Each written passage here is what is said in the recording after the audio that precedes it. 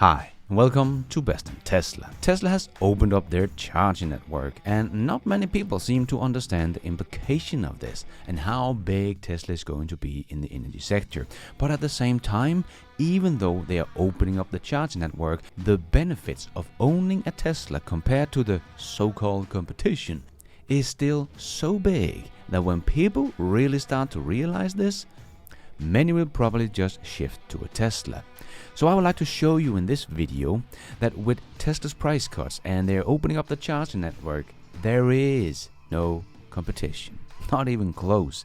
Even though the Mach-E and the Model Y might at first glance look very similar, you might be shocked by the difference between these two cars, which I will use as an example in this video, as even the Ford owner is going to want to use Tesla's charging network and no one else. And eventually he will probably realize the benefits of a Tesla and just make the switch.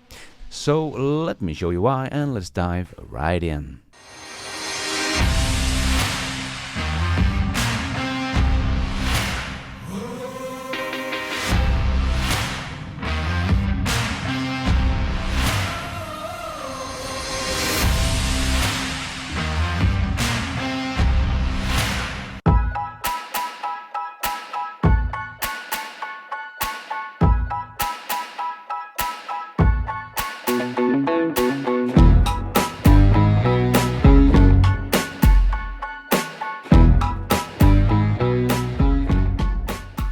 Yes, the Tesla charging network is now opening to non-Teslas, some of them anyway, but Ford owners or any other non-Tesla owners have to pay more to charge at the chargers. And they need to charge more kilowatt hours as well, so that will also cost them more to fill up.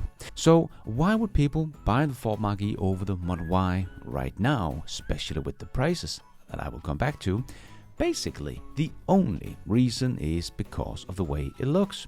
You might prefer the look of the Ford Mach-E over the Model Y. I think they are both great looking cars.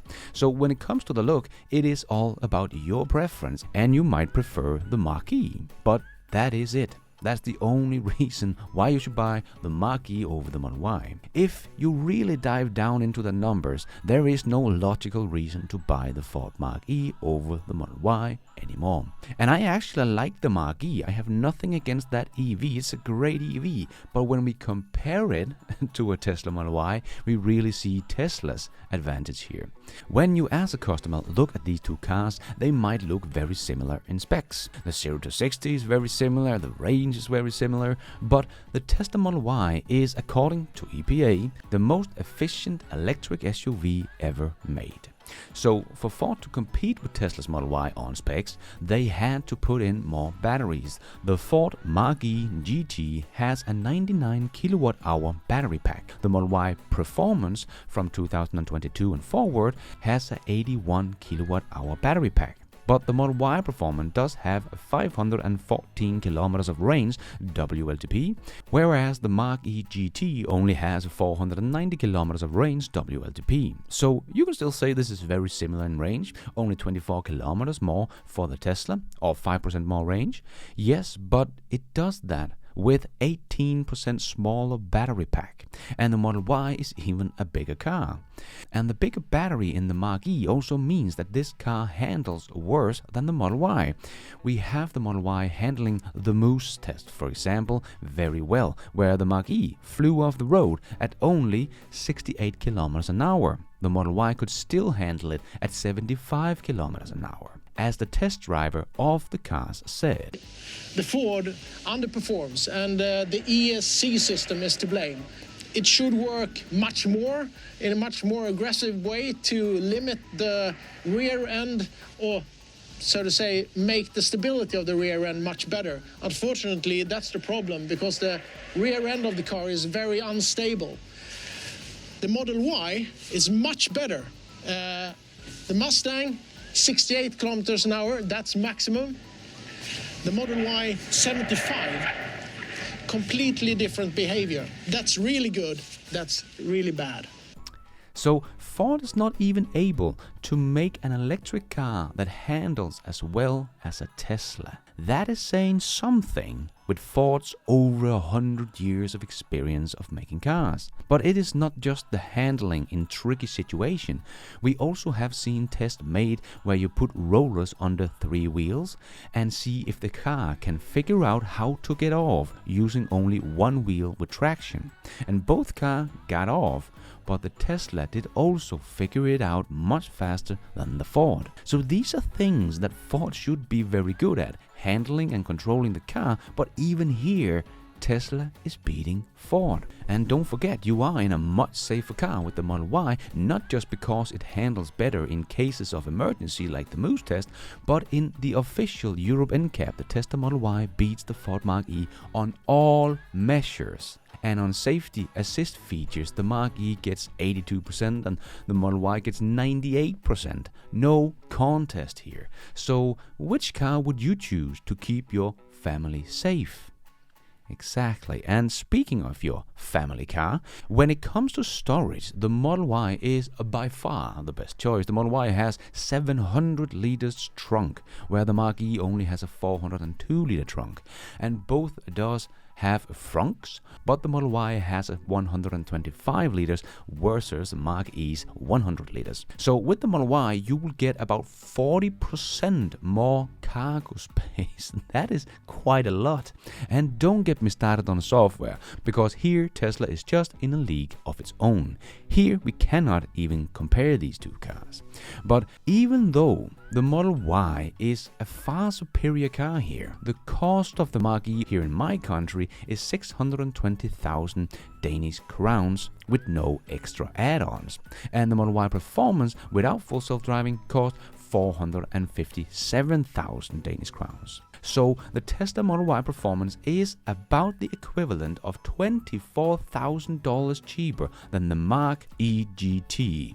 But you will get 4% more range. You can charge up 100 kilometers, about twice as fast as the Mark E can get up to 117 kilometers in about 10 minutes, where the Model Y can get up to 120 kilometers in just 5 minutes.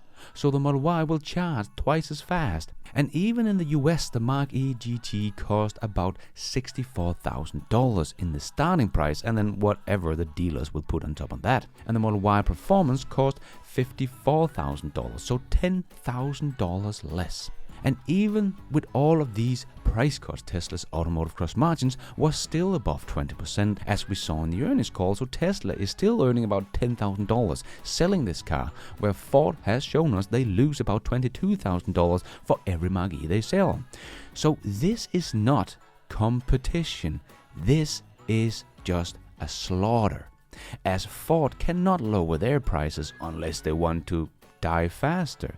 So even before we start talking about charging, the Mark E is about $10,000 to $24,000 more expensive depending on where you live. But you will get less of everything. Less speed and acceleration, less range, less charging speed, less cargo space, less safety, and worse handling. And of course, much worse software. But that is only half the story, because people forget that the cost of charging up an EV is far from the same on every EV.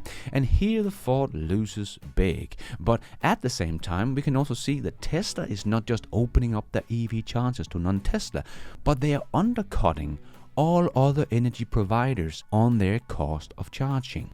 We're talking about half the price to charge a Tesla at a Tesla supercharger compared to an equivalent non-Tesla fast charger. Tesla will own the charging industry. So all other EVs out there is going to want to charge at Tesla's chargers. And when you have seen the difference here between the Mark E and the Model Y when it comes to charging, I think most people that realize all of this will simply just buy a Tesla the next time. So the cost of charging here, well, Aeon, an energy provider here in Denmark, they take about 6.5 Danish crowns, or about 90 cents per kilowatt hour for their fast chargers with no subscription. But you do need to pay about $21 to get the charging card, so not completely free to get started either. Where with my Tesla right now, I pay less than 3 Danish crowns, about 40 cents per kilowatt hour. And you can see if you charge off peak hours, I will get it even cheaper. So for me, the difference between charging at an Aeon charger or a Tesla charger, I will pay less than half at a Tesla charger. And normally Aeon has 1 or maybe 4 stalls available, and they have very few stations with 175 kilowatts or more in charging speeds in my country. So you can see how even the Mark E GT owner here is going to want to charge at a Tesla charger because it's much cheaper, half the price than any other energy provider. But at the Tesla chargers, the non-Tesla cars do not get the same price as a Tesla. If you want to charge at the same price as a Tesla, you have to pay a monthly subscription to Tesla. And here in Denmark, it is about $14. If you don't pay that subscription, you can still use Tesla Supercharger, but then your charging cost will be about 1.2 Danish crowns more expensive than what a Tesla charges for, or about 17 cents more per kilowatt hour. So if you have bought the Ford Mark E GT and charge it at the Tesla charger with no subscription, it will cost you about $60 to fill it up from 0 to 100 with that 99 kilowatt hour battery, where the Tesla Model Y Performance will cost $34 to charge from 0 to 100% with that 81 kilowatt hour battery. So almost half the price to charge the Model Y than a Ford Mark E, because the price is more expensive and there are 18% more kilowatt hours of battery to charge for the Mark E. But you will still only get about 5% less range, even though you just paid almost twice as much to charge your car. But even if you pay the monthly subscription to Tesla of $14 so you can charge for the same price as a Tesla, well, you will pay $43 for 0 to 100%, so you will still pay about 20% more to fill up your Mark E than a Tesla Model Y in the best case scenario. And you of course have to pay that $14 a month as well, so a little bit more than 20%.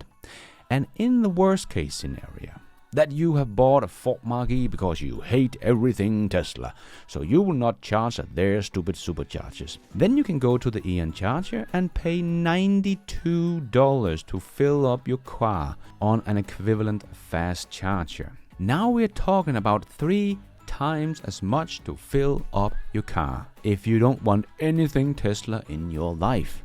I just can't see who will be stupid enough to do that. I will bet you that most EV owners are just going to want to go to Tesla's chargers so they can get the best price, be sure the chargers are working, and that there are actually one available, as Tesla puts up a lot more stalls than anyone else, and you can see on the app if there is availability. So Tesla has already won the charging network race. No one is keeping up and everyone is going to want to charge at their chargers. And then the Mark E owner might talk to the Model Y owner and see that he pays a lot more to charge than the Tesla does. And with the Model Y you also get more cargo space, faster car, better handling, much safer, much faster charging speed. The Model Y can charge up almost twice as fast as the Mark E that only has 150 kilowatt charging speed compared to Tesla's 250 kilowatt charging speed, and the Mark E can't preheat the battery, so that fact alone will make the Model Y charge up about 25% faster than the Mark E, especially in winter,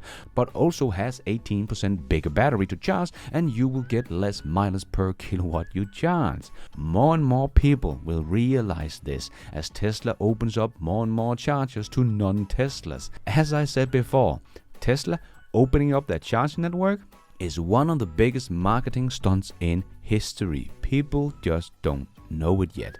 And just the sheer convenience of a Tesla versus a Mark E when it comes to charging is just worlds apart. With the Model Y, you just drive up, plug it in.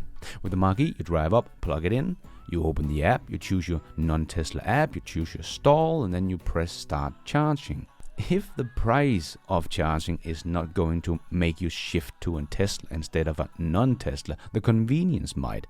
But I think the $10,000 to $24,000 higher sticker price will for sure. So it is just quite funny to me that people are talking about Tesla having demand problem and competition is coming, when the Mark E is some of the best competition out there. There still is no competition. Just as Elon Musk said at the earnings call, Orders are in excess of production. Tesla can keep up with demand, but it seems to be in a very good balance right now between demand and supply, so the wait time don't get out of hand. As we have seen some of the other EV models from legacy automakers that are still not making enough, like the Skoda Enyaq that in Germany have a almost 2-year waiting list. This is not what you want. This is a terrible customer experience. So Tesla is by far the best value money can get, hands down. There is a reason why the Tesla Model Y is crushing everything else in Europe right now. Ford has no chance, as they don't have their own charging network for their own customers, so they will all flock over to Tesla's superchargers.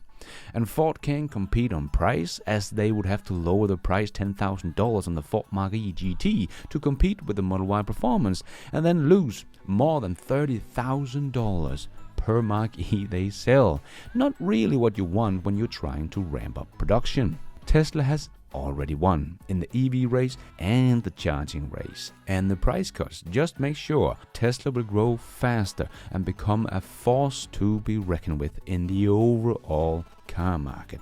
But in the end, all EVs, Teslas or not, will all be flocking to Tesla's charging station, and Tesla will be Shell, BP, ExxonMobil all in one.